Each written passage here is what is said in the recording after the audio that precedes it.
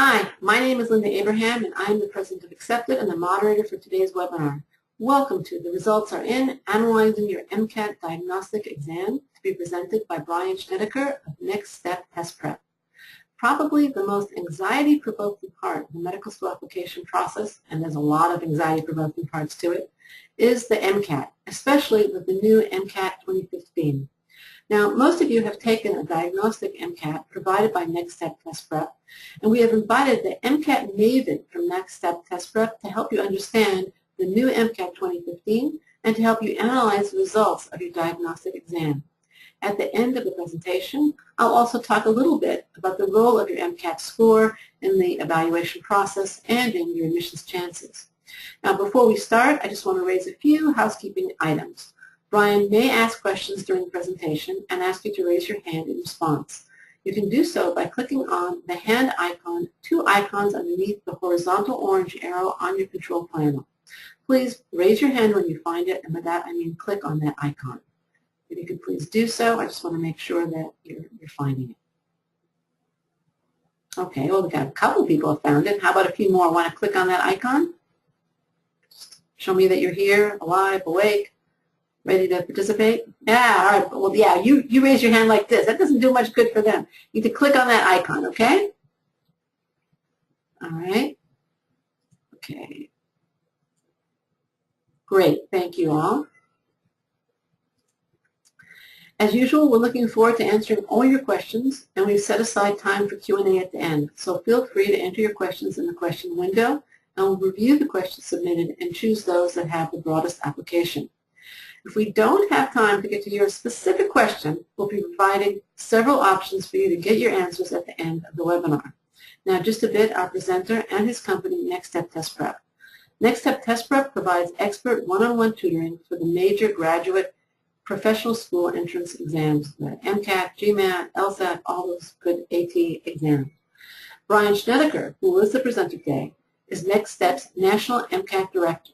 As such, he manages all of Next Step MCAT instructors nationally and counsels hundreds of MCAT students when they begin the MCAT prep process. He has over a decade of MCAT teaching and tutoring experience, starting at one of the other prep course companies before he joined Next Step. He has gone through the med school admissions process himself and scored a 44 on the MCAT, including a perfect 15 in the biological and physical sciences. He has also authored hundreds of MCAT practice questions and several books that Next Step recently published for the 2015 MCAT. Brian also spent several years previously training dozens of another company's most experienced tutors. His insight has helped Next Step's entire approach to MCAT, and his rigorously high standards ensure that Next Step's MCAT offerings are the finest out there. Accepted is delighted to host this webinar with Next Step Test Prep, and Brian, the mic and screen are all yours. All right, great. Thanks so much, Linda. I want to thank Accepted.com for having me and inviting me to come speak with your students. And let's start just by actually diving right into talking about what we're going to talk about. Linda did such a great job introducing me. We can skip over that introduction slide. So we'll talk very, very briefly about the MCAT itself, the change to the test, and what's actually on the test. I'm going to move pretty quickly through these slides, so if you have any questions about any of that stuff, feel free to type them into that little chat box over on the side. We can talk about them at the end. But the main meat and potatoes of what we want to be working on this evening is the MCAT test strategy, right, and how those practice problems tie in with that strategy. I want to start just really quickly by asking a couple of quick poll questions. So I'm going to go ahead and open up a question here. Who has actually taken the free Next Step diagnostic exam? You should see a little place where you can just hit yes or no on the screen. It's okay if the answer is no. I just want to get a sense of how many folks have actually gotten a chance to take that practice test. Okay, so it looks like we're about 2/3 of the folks have taken the test and about 1/3 haven't, which is great. I'm glad that so many people have gotten a chance to take that free practice test. The one piece of advice I will offer to the folks who have not yet taken our practice test, after tonight's webinar, wait about a week before you take the practice test, because we're going to go through one of the chemistry passages in really careful detail. And of course, if you take the diagnostic test right after having seen me do the chemistry passage with you, you're going to get all those questions right. It's going to distort your score a little bit. But if you wait about a week or two, then you won't remember everything that we said. You won't remember all the strategies, so it will be a little less, you won't be cheating as much, although you're not really cheating. Okay, so also I just want to get a sense of how you guys felt about the diagnostic test, or if you didn't take our diagnostic, just about the test itself. So first, the question I have up there is about, just kind of your reaction to the test. So go ahead and answer the question in terms of like between the psych, the bio, the new chemical physical sciences section, or the critical analysis and reasoning. Pick the section there that, okay. So it looks like a lot of folks are picking the psychology and sociology, which I suppose doesn't surprise me. It is the new section, but it has the least amount of like really challenging hard science. So we've actually been hearing a lot of folks saying that they do find, even though the psychology section is new, they are finding it to be some of the most straightforward in terms of the passages. It's not as complicated. Let's take the other side of that. What's the hardest part of the test? Between the new biological foundations of living systems, chemical foundations of biological systems, psychology, and the new verbal section, which they're calling critical analysis. Let me know what you're finding the most difficult. Okay, so that's interesting. The votes are almost exactly evenly split between everything except for the psychology. So just looking at the percentages here, we got almost exactly 30% voting for each of the other sections, the biological, the chem and the physics, and the verbal. Again, that doesn't really surprise me. Everybody has their own particular strengths and weaknesses, so what's easy for you is going to be hard for someone else and vice versa. It's one of the reasons at Next Step that we focus on one-on-one private tutoring, because we know everybody has individualized needs, and so there's no kind of universally accepted hard part of the MCAT. Okay. So let's move into just, again, very briefly reviewing the coming changes to the test. The test is going to be now an 8 or 9 hour test day of 4 sections each. Our diagnostic test was only half length to make it more manageable to get through. So what you see here is that you start with your chem foundations, just like on our diagnostic test. You get your 10-minute break. You then move into the, so you get a 10-minute break in here. You then go into the verbal section, and then between the critical analysis or verbal section and the bio, you actually get a half an hour for lunch. Then after the bio, you get another 10-minute break, and then you wrap up at the end with the new psychology section. So when you include all the breaks and everything, plus all the time that you're going to spend to check in at the beginning, you're looking at something like an 8 to 9 hour day. Endurance is going to be a big part of it. Now, having said endurance, what is the test actually testing?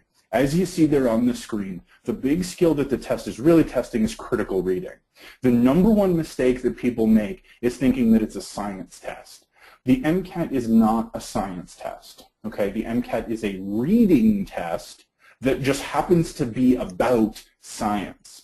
Some of the most high-scoring folks on the MCAT are not actually biology or biochemistry majors. The people that tend to do really well on the MCAT are actually people who do things like major in math or major in philosophy, major in the very kind of abstract, careful, critical thinking sort of skills. And so that's a big part of good prep, is practicing that critical analysis and critical reading skills. And of course, the science content, time management, endurance, tolerance of pressure, and so on. Just briefly in terms of the individual sections, notice that the basic science here that's on the test, it really is considered only kind of a basic level science. So freshman level of chemistry, physics, organic chemistry, biology, and then just 1 semester of the new stuff. So psychology and sociology at the freshman level, Psych 101, Sociology 101, and then biochemistry is the only thing that would even come close to qualifying as like an intermediate level class, like a sophomore class. So ultimately, the MCAT is not about just memorizing a million pieces of science. It's about practicing that underlying critical reading.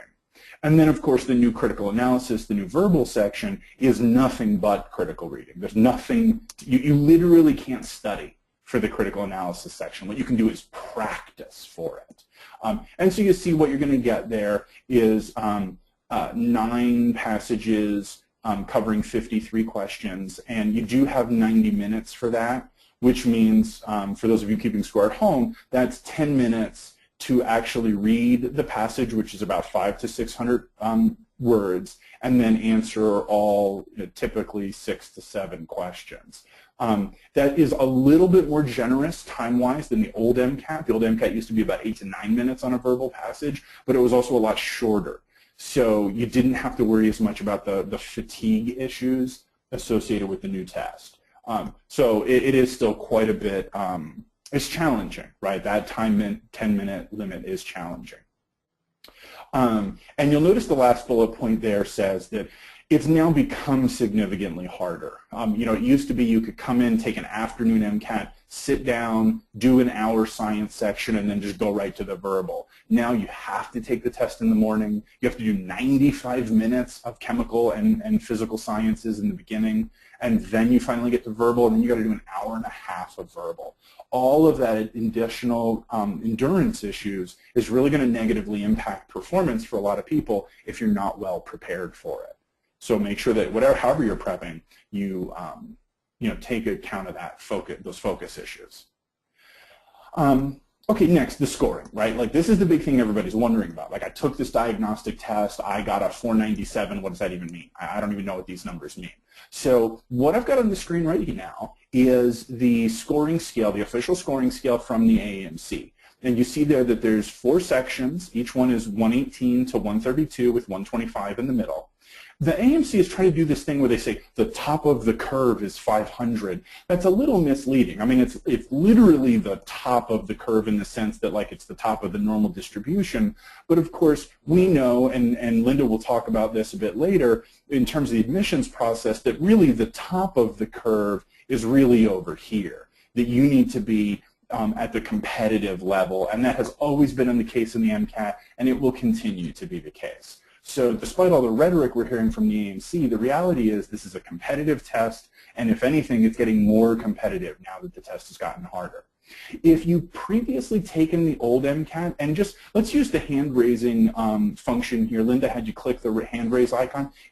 Who here has taken the old MCAT on the 3 to 45 scale? Can you do the raise hand, click the little raise hand button for me? I want to see how many folks here have taken the old test. Okay, so actually a good number of you, about a third of you have taken the old test. That's a lot of folks. So let me talk a little bit about the old scale, give a comparison for those of you who have taken the old test.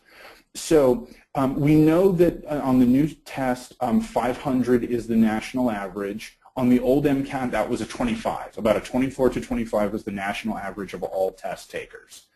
On the new test, because there's 4 sections, raising your score by 3 points on the old test would be the equivalent of raising your score by 4 points on the new test. So what was considered a quote-unquote good score on the MCAT, the average that would actually get you into medical school, was about a 31 or a 32 before they made the change. The rule of thumb everybody had in the back of their mind was, oh, I have to get a 30. I want to be over a 30. If I'm over 30, I'm good to go.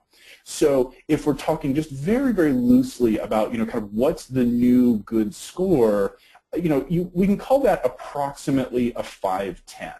So 500 is average. You scored an additional 2.5 points on each of the 4 sections. That's 10 more points total. That's a good score. That would be like getting a 31, 32 on the old MCAT.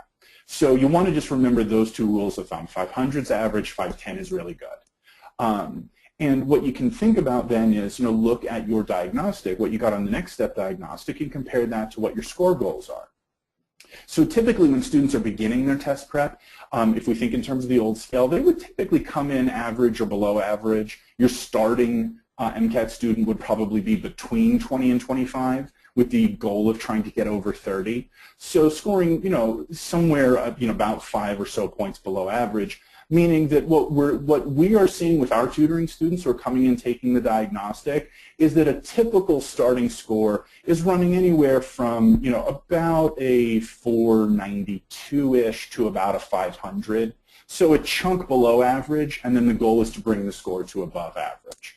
If you took our diagnostic and you scored below a 490, that doesn't mean all is lost, but it does mean you have your work cut out for you. So if you took that initial test and scored anywhere in the 480s, you got a bunch of work to do, and you're really going to want to invest pretty heavily in that. If you came in and started over 500 already, if you were able to score above average just coming in cold, that's phenomenal. That's great. That means you are in a great position to bring that score up to that 510 mark and be comfortably competitive with all of the applicants in this upcoming cycle. Okay, so that's a bit about scoring. Let's now actually talk about how do we raise those scores. Let's practice some problems. Okay, so first I want to do a couple of discrete questions from the new psychology section. It'd be a good intro since everyone said they found that one to be the easiest. There are a bunch of different ways to approach the individual practice problems. You're going to hear me say this over and over again, right? Every student is different. Every student's brain works differently, right? Next Step's entire worldview is informed by we do one-on-one tutoring because every student is different. So what you're not going to hear me do as we go through these problems now is give you some sort of rigid formula. Like, here are the 17 bullet points. Here are the 9 question types. Here are this, here that. Because frankly, giving you some sort of ridiculous, hyper-structured architecture, mental architecture for how to solve the problems doesn't help anybody. The reality is you just need to do the problem. Stay focused on what's on the screen. Keep it simple. Don't waste time trying to memorize a million different strategy points. Learn your content and then focus what's on the screen. So in terms of focusing with what's on the screen, what that means is you first, what did they actually ask me? Always make sure you've understood what the actual question was. I can't tell you how many, I've been doing this for 15 years. I've worked with thousands of students. I can't tell you how many times I sat there with a kid and watched him struggle and work and get an answer, only it wasn't the question they actually asked. He solved for energy, but they wanted force. Or it was an accept question in verbal, and he answered what the author did say instead of accept what he said. So start with what the question actually asked. Once you see what has been asked, carefully look at what's been given. What information does the problem give me? What information does the passage give me? Then, of course, because this is the MCAT, you are going to have some outside knowledge, some outside info that you're going to have to bring to bear. And then finally, and most importantly, you want to make sure you reread the question with your answer choice, just to make sure that the answer choice that you've actually picked fits with what the question asked you. This is crucially true in verbal, but it is certainly also important in science as well. So you read the question once, what did they ask me? Okay, then you skim through, what did they give me?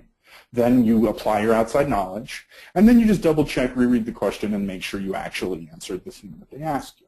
So let's run through a couple of psych problems here real quick, and just make sure we're taking this information in a careful, organized way. Okay, so we read the problem on the screen here. The scientist is investigating Weber's law and detects a just noticeable difference for a subject when shifting from a 5 kilogram to an 8 kilogram mass. When repeating the trial, how many kilograms must be added to a 10 kilogram mass to replicate the effect? Okay, so first, what are they asking me? How many kilograms must be added? So they're specifically asking you for the difference, what's getting added to the 10, not the final, the difference, how much is getting added. Okay, then what's given, right? Here we're told that the shift goes from 5 to 8 kilograms. That's a just noticeable difference. And what's also given is that we're talking about Weber's law. So then we think about our outside knowledge. We do have to know by doing our psychology review what Weber's law is. And in this case, the Weber's law is the idea that perceptible differences are always a matter of percentage. So if I played 2 noises and one of the noises was, say, 10% louder, and you just noticed that, 8% you don't notice, 9% you don't notice, 10%, oh, hey, yeah, that's a little louder. then what that says is that every step of the way, we would have to increase that sound by 10% more to get you to notice that it's louder. So here, right, we now then apply our outside knowledge. We went from 5 to 8 kilograms. So we increased an additional 3 kilograms. And as a percentage, that's 3 out of the original 5, or it was a 60% increase was the just noticeable difference, 60%. So then we apply that to the 10 kilogram mass that the question is asking about. So a 60% of 10 would, of course, 60% of the 10 would just be 6 kilograms. And so we go for answer choice C there. And then we just reread the question and make sure we actually answered what they asked. Right? A scientist investigating Weber's law has a just noticeable difference from 5 to 8, which is 60%. When repeating the trial, how many kilograms do you have to add to 10? Well, 60% of 10 is 6 to replicate the effect. Okay, so we picked 6. That's exactly what we wanted. Now, all things considered, this would actually be, this particular question would be rated as easy on the difficulty scale. This would not be considered a terribly difficult question, but it is important that we just establish those rhythms and habits of how we read on every question. Okay, let's run through one more real quick. So we've got another psychology practice problem here. Again, first, what was asked?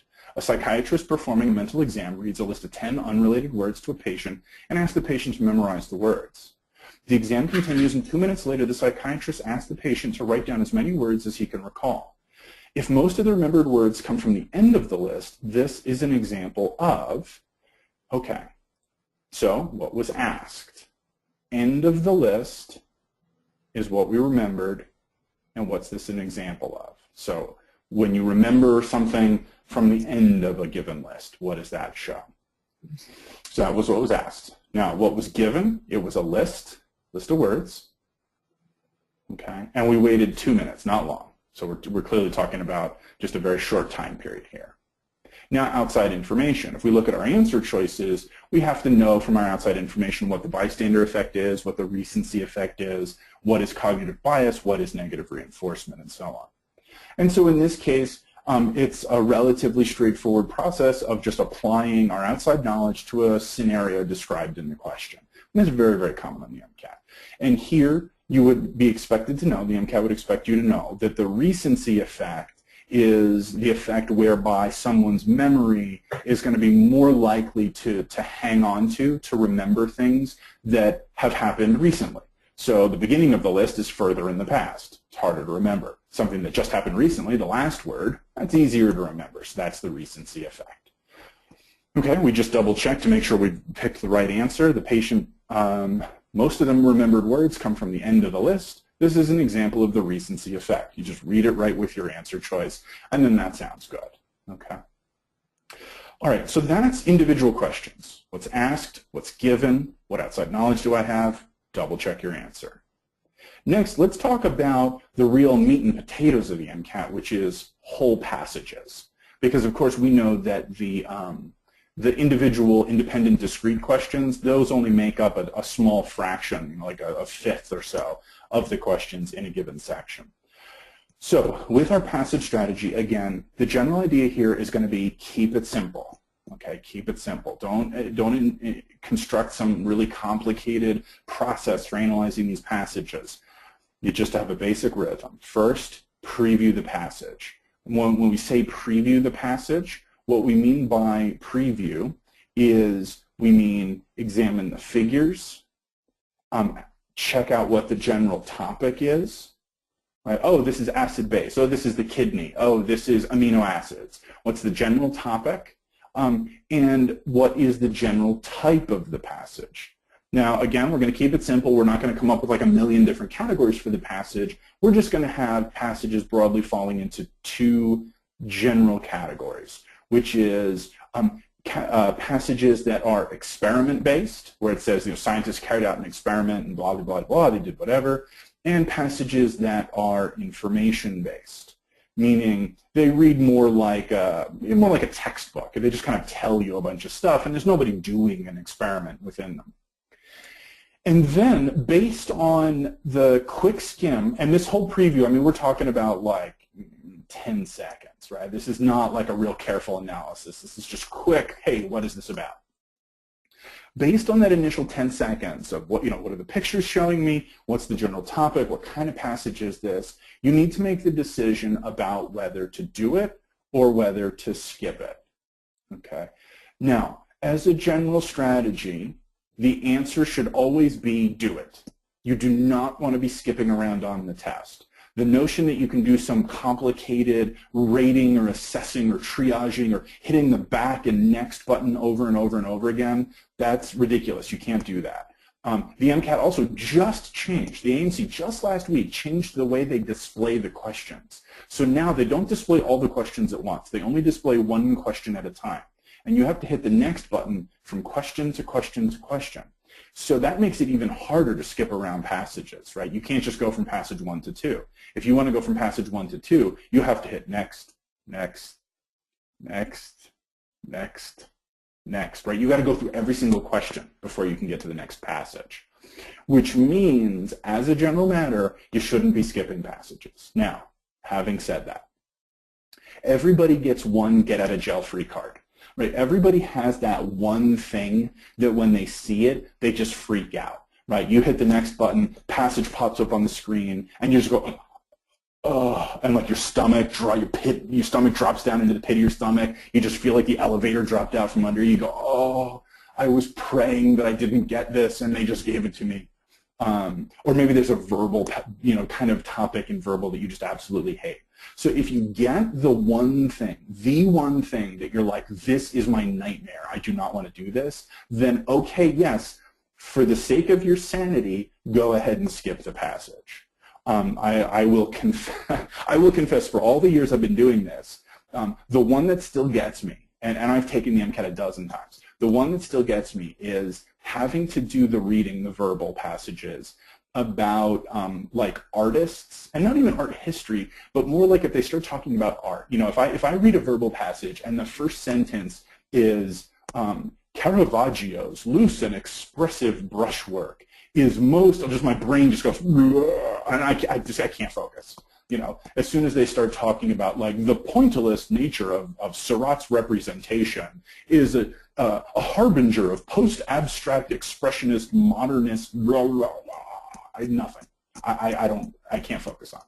So that's my one thing, right? That's my kryptonite. If I see that, I skip it. So when it comes to science passages or when it comes to verbal passages, if you hit your kryptonite, go ahead and skip it. But there shouldn't be much of that. There should only be maybe like one topic that you really hate. Otherwise, you just do all the passages in order. Okay, now when you're actually going through the passages, there's a bunch of different ways to deal with them. Some people like to skim them. Some people like to read them really slowly and carefully and jot down notes on the scratch paper on the side. What I'm going to recommend you do to start your practice is start with a kind of middle-of-the-road approach. So don't do a kind of like super slow and careful note-taking. Don't just skim, and certainly don't just skip to the questions. Instead, use the highlighting function. Right, the MCAT is still going to retain its highlighting function. They're slightly tweaking how it works, but the basic idea that you can drag and highlight in yellow on the screen, and those of you who took our diagnostics saw that, you can just highlight right in the passage. That's what we're generally going to focus on, is reading briskly and using the highlighting to capture key relationships. If it is an experiment passage, we're actually not going to do one, but if it was an experiment passage, the two big questions you focus on are what was measured and what was concluded. So now let's actually dive in here. Let's look at a passage. Okay. So first things first, we want to preview the passage. So we take a quick look and we see it's talking about ions here, and so that tells us obviously it's a chemistry passage. We see a reaction there involving calcium and carbonate and so on. So this is clearly a solution chemistry passage. You look, I actually have the passage spread out over 2 slides here. Some of you may have downloaded a handout, so you have a handout of this passage, make it a little bit easier for you. You can look at your handout instead. You look and it starts talking about soap, and again, there's this chemical reaction. So we see right from the get-go, okay, I'm dealing with an information-based passage with a lot of chemical reactions, and it's dealing with solution chemistry and solubility and so on. Okay, let's go ahead and do it. Or alternatively, if solution chemistry is your kryptonite, okay, this is the one passage in the whole section that I'm going to go ahead and skip. All right, so let's say that we are going to just go ahead and do this thing. All right, so again, we're going to use the highlighter function. I'm just going to circle words in yellow to simulate a highlighter. So it says excess ionic constituents in tap water may have adverse effects. So maybe we highlight the word excess and we highlight adverse effects. Tap water is often treated to ensure proper levels of calcium, magnesium, and sodium. So we probably want to highlight the names of those three ions because that clearly seems to be important. Excess calcium in tap water can lead to the buildup of precipitates called scaling in hot water pipes. Okay, the most important relationship for you to note while you're reading in the science passages is cause and effect relationships. Anytime you get a relationship where A leads to B, or X is correlated with Y, or P and Q are logically entailed within T, any kind of cause and effect type connection, absolutely have to highlight that while you're reading. So in this case, the cause and effect relationship is that excessive calcium causes scaling, causes this precipitate buildup. Maybe we highlight the word precipitates as well, if you're not sure what scaling is. Okay. Calcium salts, such as calcium bicarb and calcium carbonate, are common components in this layer in soluble solids. Okay, so we have, again, you probably want to highlight calcium carbonate and calcium bicarbonate. That's what the precipitates are made of. Initially, there's an equilibrium between dissolved calcium bicarb and dissolved calcium carbonate, and then we see the reaction here. All right, so whenever you get kind of a figure or reaction, always just take a second and look through it. Make sure you understand what's going on there. So here is our bicarbonate ion, then we have calcium, and then we see that it creates calcium carbonate and dissolved CO2 gas. We then read there's also an equilibrium of carbon dioxide between dissolved water, DIS, and the gaseous state. Of course, that's just like you pop open a can of soda, right? As the CO2 can be dissolved, or it can be in gaseous state. Okay, so we keep reading. When water that contains dissolved calcium carbonate is warmed, CO2 is removed from the water as gas. Okay, again, cause and effect relationship. Cause and effect, very important. So when you warm it up, it escapes as a gas. And one of the things we notice there is the passage is telling us something that we should probably know a little bit about from our outside knowledge. We should know that the warmer a solution is, the less soluble a gas is in that solution. Eventually, this leads to the formation of calcium carbonate scales. Over time, these scales reduce the effective radii of the pipe. Okay, again, cause and effect. The scaling, the precipitates, reduces the radius. Okay, so a big fat pipe, and then it just gets all kind of chunky and gross on the inside, and the pipe gets down very narrow. Okay, leading to flow interruptions. Magnesium ions can also form precipitates via the reaction with sodium salts of organic acids. The soap's efficacy is reduced by its sequestration by magnesium. Okay, so we said calcium is forming all this scaling. Now we get a bit of a contrast here. Magnesium is binding with soap, and it is sequestering it. It's pulling it out of solution. Okay, so two different cause and effect relationships. Calcium causes scaling. Magnesium pulls the soap salts, the sodium salts of organic acids, pulls those out of solution. And then reaction 3 shows us what's actually going on there. And we note that what had originally been a classic soap, right, a big long fatty acid chain ending in a carboxylate ion, it was originally aqueous and then is getting pulled down into solid form here by the magnesium. Finally, we read descaling agents are often used to clear blocked pipes. These agents are usually acidic compounds that react with the carbonate to produce CO2 in a soluble salt. Okay, so again, cause and effect relationship, acidic compounds clear the blocked pipes. Okay.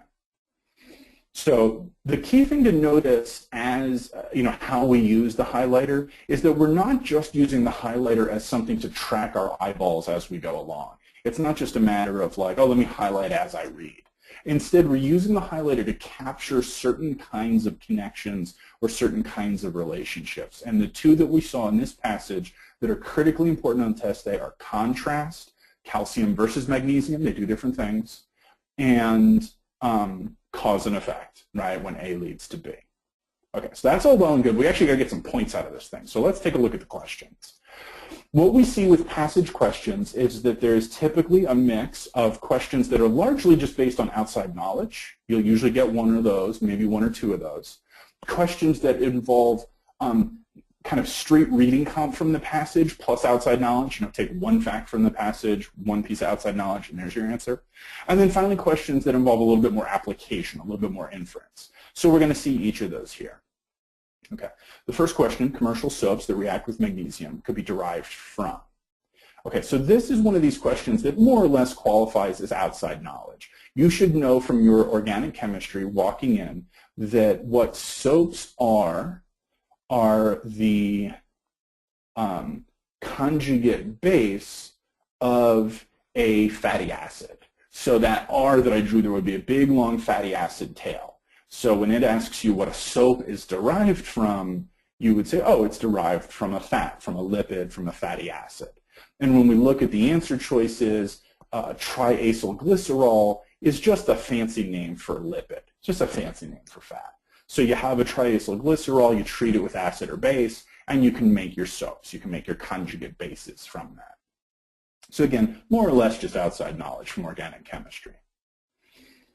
Okay, question number 2. The metal cations discussed in the passage are. Okay, so this is the next example. We have to go back to the passage. We saw that the metal cations that showed up in the passage were sodium got mentioned, of course magnesium got mentioned, and calcium got mentioned. There were 3 metal cations that showed up in those reactions.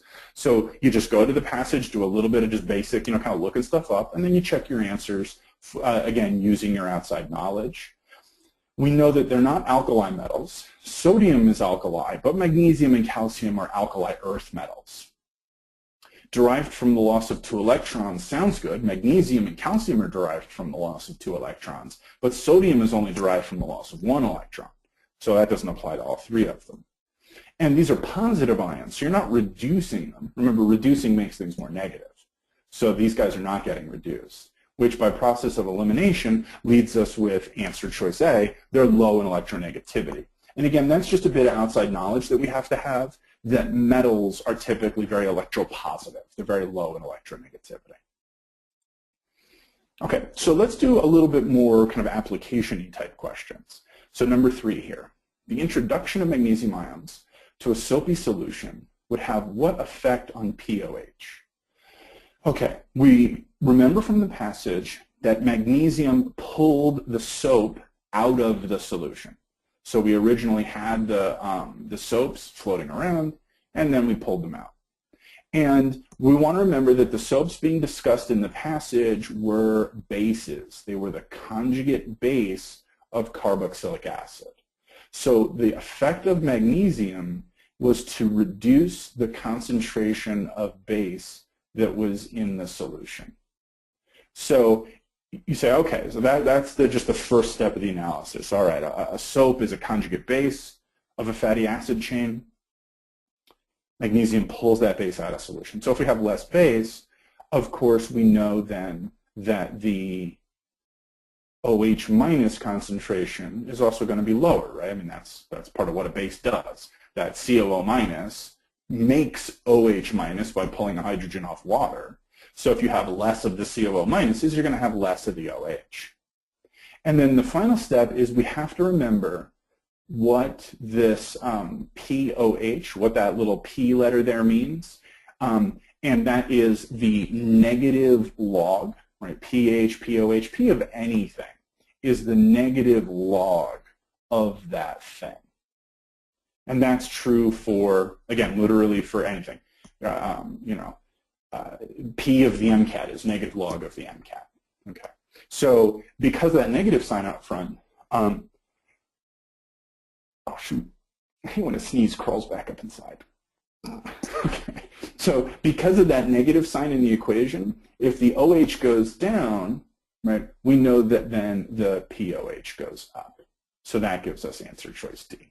The pOH increases as the OH decreases. Okay, we got 2 more questions at this passage. Number 4, which of the following molecules would be least likely to be used as a descaling agent? Okay, and notice there that they did put the word least all in caps, right? Least likely. So again, we got to do a little research from the passage. We go back and we see that in the final paragraph of the passage, it said that descaling agents, actually let's just get the exact wording here. Let's click back here. We were told that descaling agents are, where is it? Here we go. Descaling agents are acidic. Okay, so just a little bit of research from the passage. Descaling agents are acidic.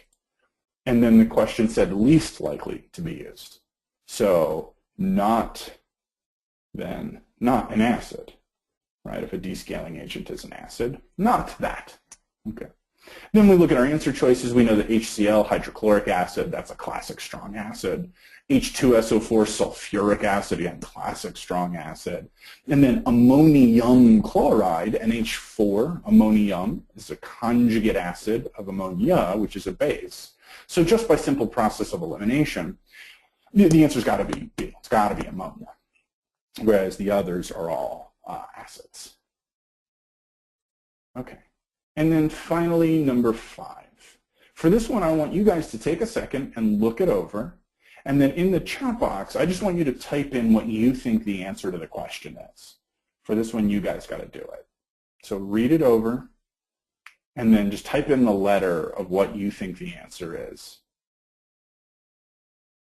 Or maybe, Linda, can you help me out? Do I need to type in a question to let them answer it? You have to respond in the question window, I don't think they have a chat window, so. Okay. Oh, there we go. All right, so we got a couple of people answering. Good. Okay, thank you.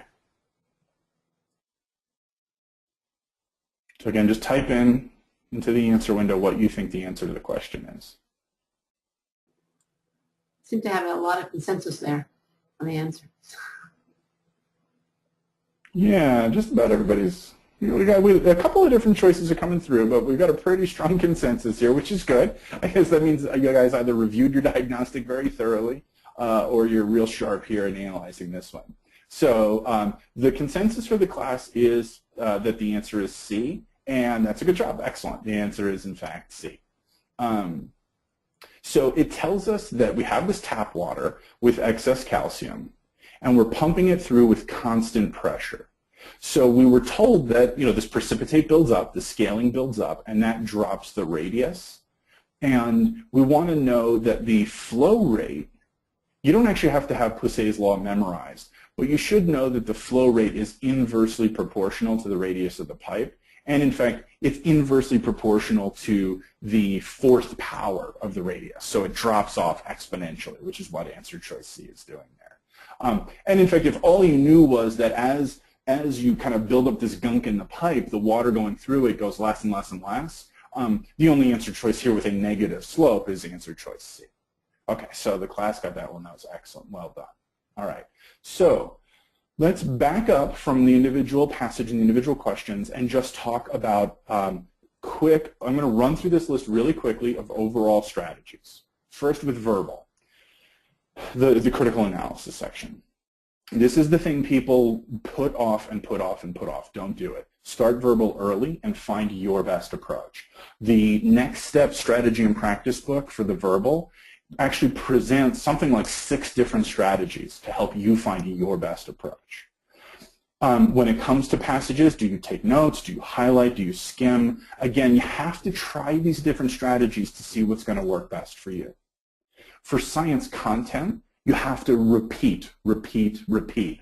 The rule of 2s says that you repeat something 2 minutes later, 2 hours later, 2 days later. Although 2 minutes, we usually say 20 minutes. So it's not enough to just read something once and think you've got it. You have to repeat it again 2 hours later. Make sure you're really consolidating that short-term into long-term memory.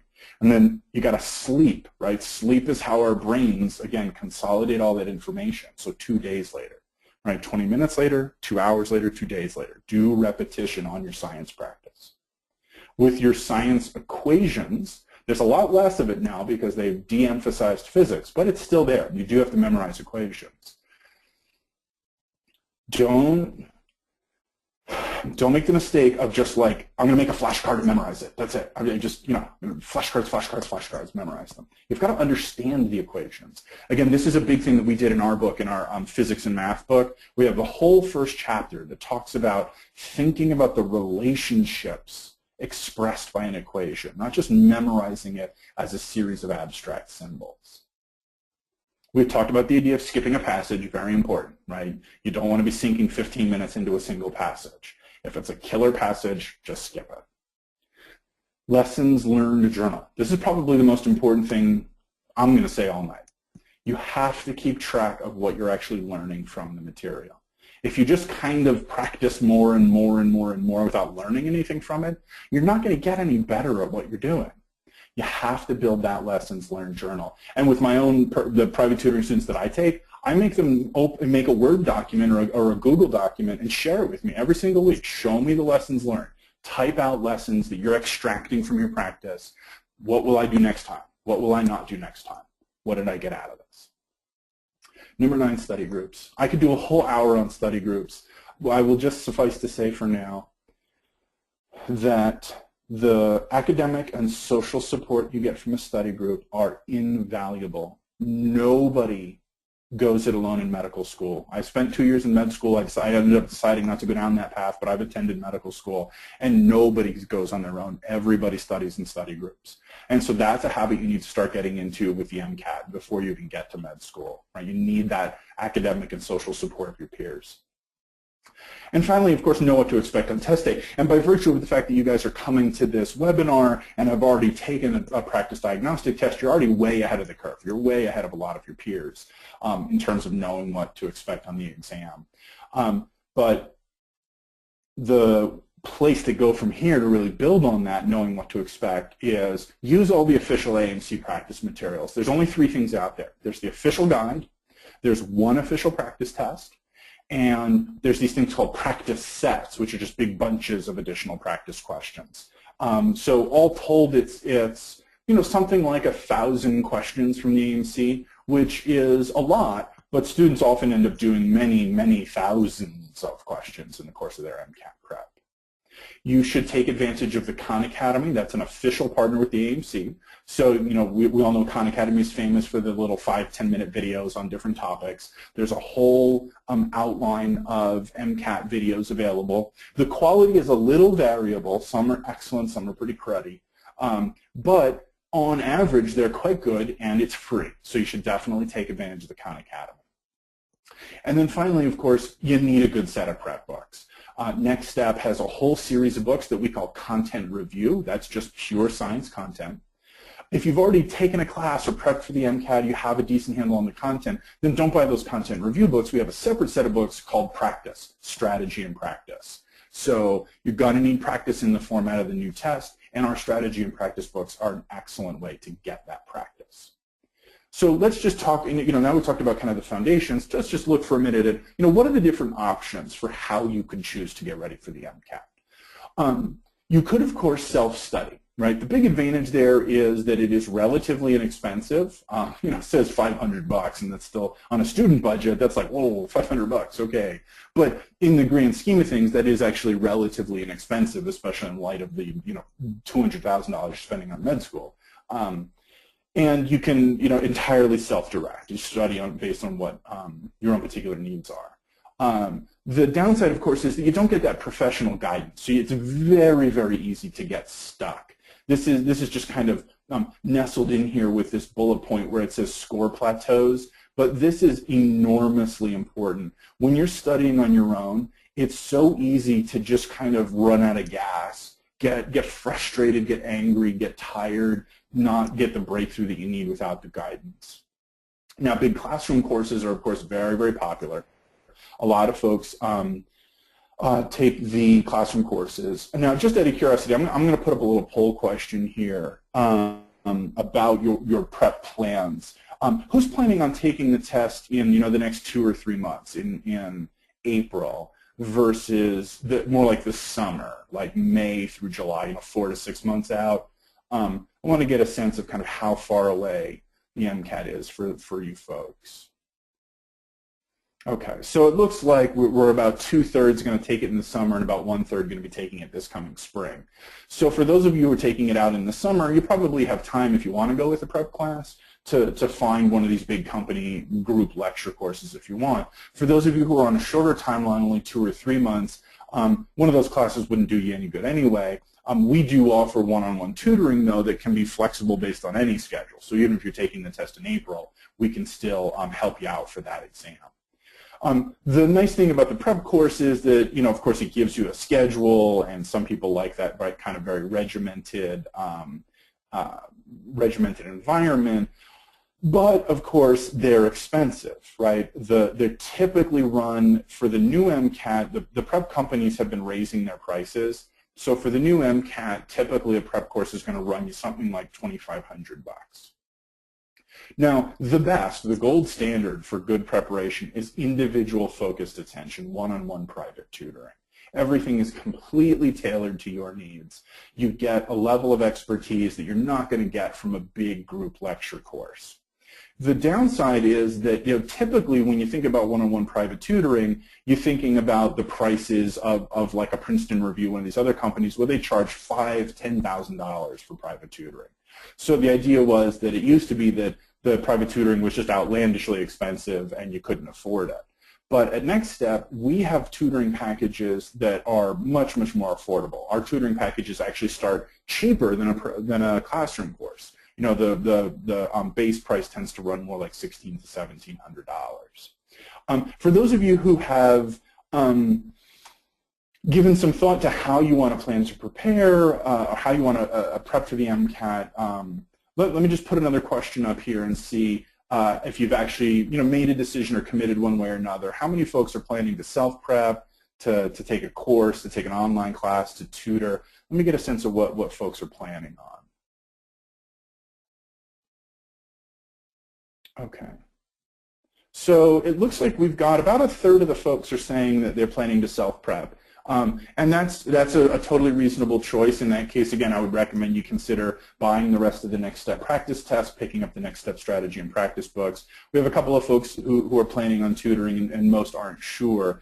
So for those of you who aren't sure, the key thing I'm just going to recommend is do your research. Talk to different folks, check reviews online, do your research before you make a final commitment, because it is a pretty big investment in both time and money. Next Step does have a bunch of various resources available. The free diagnostic, for those of you who haven't taken it yet. We have a free question of the day email. We have the practice tests and books that I've mentioned. And then finally, the highest quality one-on-one private tutoring available, frankly, in the world. Linda alluded to this fact. I used to work for one of the other big prep companies, and it drove me nuts that I just had to hire any warm body that walked in the room, because it was like working at McDonald's. The volume was just so high, and it was just, okay, well, push them through, just hire anybody. At Next Step, we're a much smaller, much more focused company, so we have the luxury of being very, very picky about our tutors. Right? I like to brag that my worst guy is better than Kaplan's best guy. Right? That we are so selective with the tutoring that every single person we have is top-notch, is amazing, is somebody with a ton of teaching experience, good credentials, really knows what they're doing. Okay, so I'm going to go ahead and turn it back over to Linda to talk a little bit about the admissions process. Okay, great. Thank you very much. Just want to get myself set up here and ready to go. So give me 1 second. Brian, thank you so much for that excellent presentation. Really appreciate it. I didn't even take high school chemistry, so I don't think I could fully appreciate the chemistry part of it, but I certainly appreciated the rest of it. So thank you again. And thank you, listeners, for sticking around for this part of the presentation, which you'll see ties in very well with what Brian has already presented to you.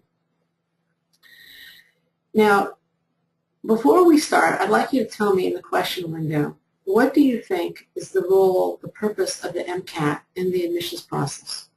It's not just to torture you. I mean, that might be the obvious answer, but on a more constructive vein, what do you think is the purpose of the MCAT in the admissions process? Why do you think you have to take it? Anybody have a guess? Serge says predict your success in medical school. Okay. To measure your ability to succeed in medical school. Good. Good, Erica. Anybody else? Anybody else have a guess why you're going to have to go through this? Jim, how old are you? All right, you're on it. You're basically on it. Okay, according to the AMC itself, the main purpose of the MCAT admissions process is to test the academic competencies that tomorrow's physicians will need to know to succeed in medical school. So it's pretty much what you folks said. But realize that what is your application's purpose?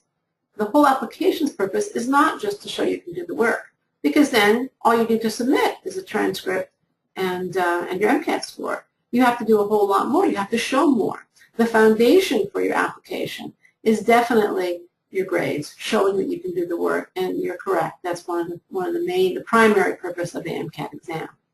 The other purposes of the MCAS application, though, remember it's the whole application, it's not just the exam, is to show that you share the mission of the school, that you'll make a good physician, that that you will contribute to the school community while you're there, and ultimately to the medical profession.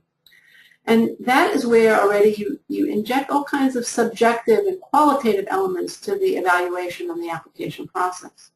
So in the period of holistic review, which is the period we're in, the MCAT is designed to be used with other academic information, like your grades, like course rigor, like grade trends, additional coursework and certificates, as well as information about your experiences outside the classroom and the testing room and your background.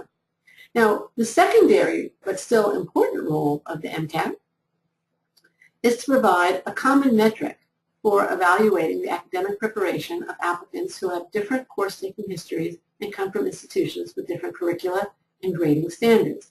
And again, that is AMC talking, not just me. I didn't make that up. So that is that common metric idea. As you can see from the screen, some people have a 3.7. Is that the same as the 3.3 from a different school, or 3.5, or maybe in the same school with a different curriculum? So the MCAT provides a common means of evaluation and comparison. But it also has a predictive role. It's predictive, and many of you got this in my question earlier. It's predictive of grades in medical school. It's predictive of your step scores. It also predicts the likelihood of you graduating in 4 to 5 years, which is something that medical schools want, and also of your ability to pass licensing exams on the first try. Now, those are officially sanctioned roles that the AAMC ascribes to the MCAT exam. Those are appropriate uses of it. I think it also serves, and Brian alluded to this when he showed you that nice bell curve, I think it has a couple of official roles, unofficial roles. I think number one of those unofficial roles is it gives bragging rights to schools. Schools tend to say, oh, our average students have an MCAT score of blah, blah, blah, blah, blah, blah, blah. And that's an indication of quote-unquote student quality. And even if schools aren't using those bragging rights, and I think they are, it's also a way that applicants themselves, donors, U.S. News, compare the quality of student bodies among schools. So the MCAT in the era of holistic admissions is one sign of academic ability.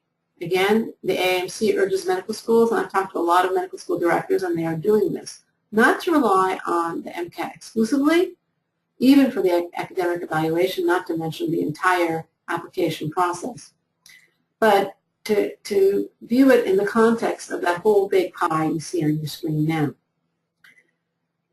In AAMC's words, holistic review is flexible, individualized way of assessing an applicant's capabilities by which balanced consideration is given to experiences, attributes, and academic metrics, and when considered in combination, how the individual might contribute value as a medical school student and ultimately physician. And that idea of holistic review, since it's not totally focused on the academics, raises the importance of the non-objective elements of the application, namely the personal comments section, the experiences, the secondaries, and ultimately the interview. So your task in the application as a whole becomes to show value through your essays, through your experiences, the secondary essays, your interviews, through the entire process. And yes, it is like a maze, and it can be a very confusing maze. These are all the ways that the schools have to learn about you through your experiences your backgrounds, your dreams, your motivations for going to medical school. They want to know all that. They want to assess your fit with their program and their mission. Do you share their mission? This is especially true of the secondary essays and the interviews. And how are you going to contribute? Well, they're going to look at how you contributed in the past, because the fundamental of any admissions process is that past behavior predicts future behavior. And that's where Acceptance Team can help you. Our goal is to turn that maze into a map with us as your guide, okay? So that it's not this place where you're lost, but a place that you can navigate successfully and get from your place as a college student to a spot in med school. We want to help you show that you have the qualities other than academics that will make you a great physician and member of the school's community and ultimately the greater community. So how have we done that in the past? If admissions is based on past behavior predicts future behavior, have we done it in the past? Yes, we have. We've been in business for 20 years. We've helped hundreds, if not thousands, of medical school students get accepted to medical school. Let me give you a couple of examples, a couple of stories.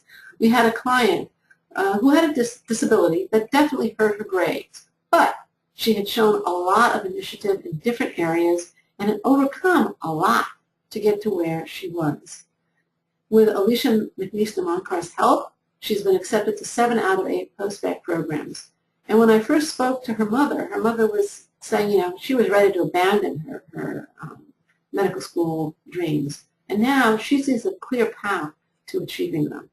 Or Sid Foote helped another client get accepted to medical school. Very different profile. She was completely non-traditional, older pre-med, who had pursued an entirely different career.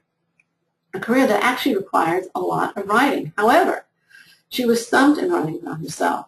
In her feedback on her experience working with Sid after she was accepted, she wrote, "I was having a hard time figuring out what experiences would sell me best. Plus, they all sounded good as separate anecdotes, but I had no idea how to weave all of them together into a coherent story. My final challenge was my prose. I tend to write in a cut and dry style, whereas the statement needed to be more engaging, more of a narrative. Sid helped me address all those problems and more." Now, we'd love to help you address those problems and perhaps some that I didn't mention here. And to do so, just explore our services, www.accept.com/services/medicalservices.aspx. We have a la carte services which require a more minimal investment starting at $290, and we have comprehensive services also where you can buy a comprehensive package for the MCAS and the secondary. And again, just a reminder, you can explore there, see how we can help you once you finish your MCAT prep. Because while we help you with everything after the MCAT, because for all the holistic review, I really can't overemphasize the importance of getting a score that at least puts you in the top and hopefully to the right of that bell curve that Brian was talking about earlier. Now, I think we've gone over a few minutes, but Brian, are you still there? Are you still willing to take a few questions? Sure, yeah. I'd be happy to. Okay. Folks want to type the question in the chat box there? Okay. Do you see any questions there? Let's see. Put this out. Okay. Anybody have any questions they want to pose?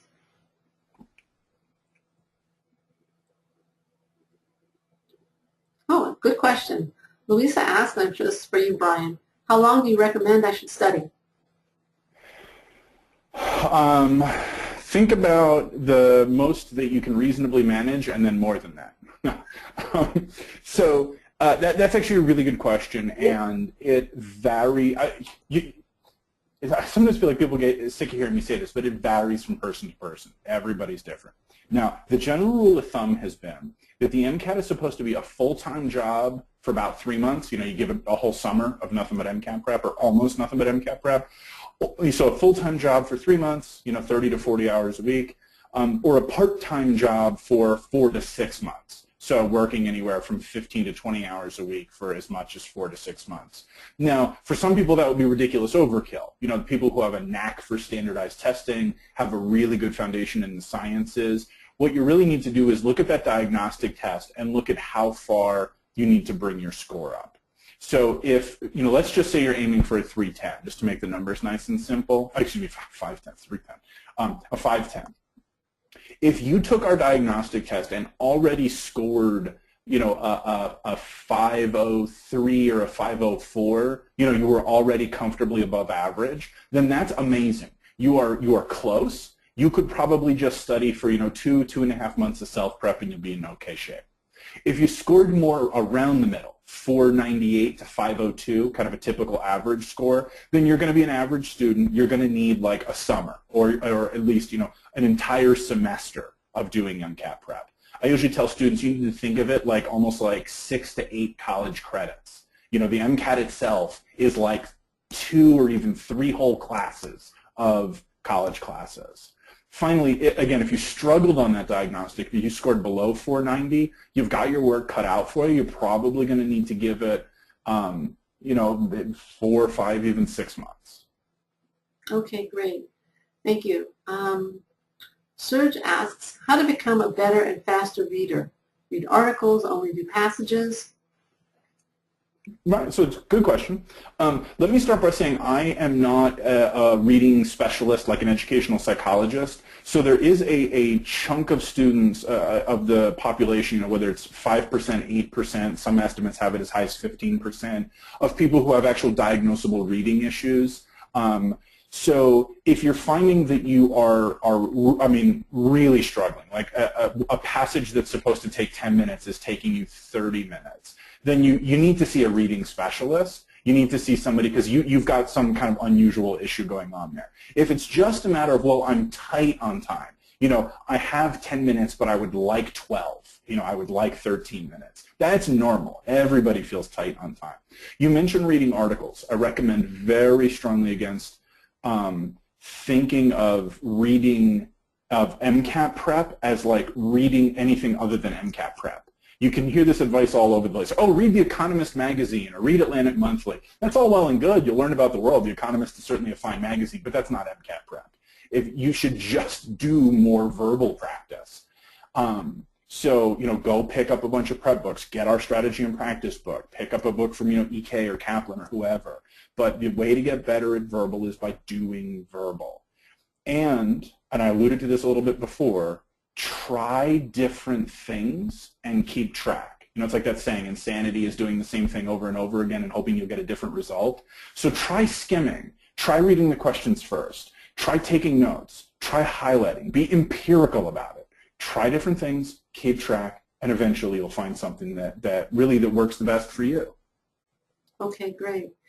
We have, I think, 2 very good questions, and then we're gonna call it a night. You've been very generous with your time, Brian, and I think our listeners have also been very generous with their time. So Alexa asks, how many practice exams should I take before the test day?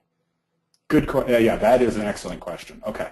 So the rule of thumb on the old MCAT used to be that there were 8 AAMC tests, confusingly numbered 3 through 11 with no 6, whatever.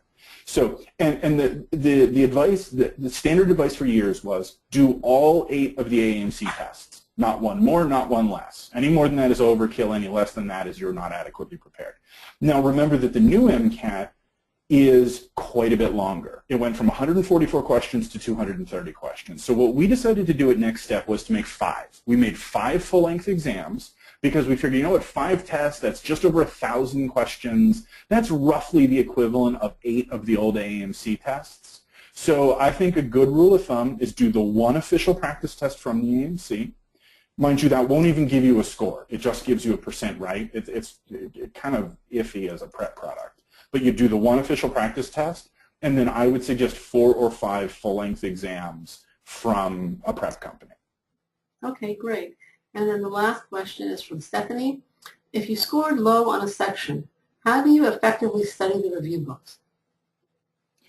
Okay, yeah, no, that's a great question, and I alluded to this a little bit, that you need to sort of understand that there are multiple steps in the process. There's just raw content. What is symbolic interactionism in sociology? What does the ascending limb of the loop of Henle do in the kidney, right? I mean, there are just sort of raw facts you have to know. Then you have to practice those facts, and then finally you have to take full tests. So as I understand your question, you're kind of getting at the first part of that. How do I just kind of learn all the stuff I need to learn? And that's where it comes back to spaced repetition. Read the chapter from your review book. Don't write in the book. Sleep one day. Come back the next day, answer all the questions in the book. Sleep one day, right? Come back a day later. Re-skim the chapter and redo all the questions you got wrong, right? 3 times. Come back to it again and again and again. Read, sleep, questions, sleep, review. So if you do every chapter 3 times, by the end, you will have mastered it at the level that the MCAT really demands. Great. By the way, we're getting thank yous, especially this guy from Louisa. I'm gonna ask you to do one more question because I think it's really, really good one. Okay. Yeah. Morgan asks, what is the best way to start your prep? Okay, well, you did it. Congratulations, right? I mean, you came to kind of an introductory webinar hearing from, if I'm no false modesty here, one of the great MCAT experts in the world and one of the best MCAT admissions consultant experts in the world. So this was an excellent first step. If you already took next steps, half-length diagnostic, good. That was the first thing you needed to do. If you haven't done it yet, go do that. It's free, right? I mean, go. The email reminder you got had a link for how to sign up for it. So take our half-length diagnostic. One of the other things you can also do, I said the official AMC practice test. That's also an excellent, excellent place to start. And so once you know kind of where you're starting from, you have a baseline, then you can start thinking about kind of, building out a study schedule for yourself, putting together a study group, talk to your friends at college, join Facebook groups that are prepping for the MCAT, check out Next Steps forums on Student Doctor Net. Get yourself organized at first. Initial practice, organization, and then you go off to the races. Sounds good. Okay, wonderful. Brian, I want to thank you very much for presenting a wonderful webinar today. And I want to thank all the participants, the visitors, to attending, first of all, and also for participating as you have done. If you have not yet registered for Next Step Test Prep Diagnostic, please do so ASAP. It's free in February, and you can come back after you take it to review Brian's input when it will be more real to you. We've gotten really good feedback from clients who have used Next Step Test Prep. Also, when you are ready to apply, please check out accepted services. While a good MCAT score is critical, as I indicated before, it's not sufficient for acceptance. You still need to demonstrate the fit, values, compassion, communication skills that are so critical to being an outstanding physician. And we can help you with all of that. As you leave, just a reminder, please take a moment to complete our short survey. We really do value your feedback. You can review this webinar early next week online. We hope to get it up that quickly. If not early next week, maybe a little later, but it will be up there. We will send out an email letting you know when it's available. Thank you again for coming. Best of luck with your MCAT.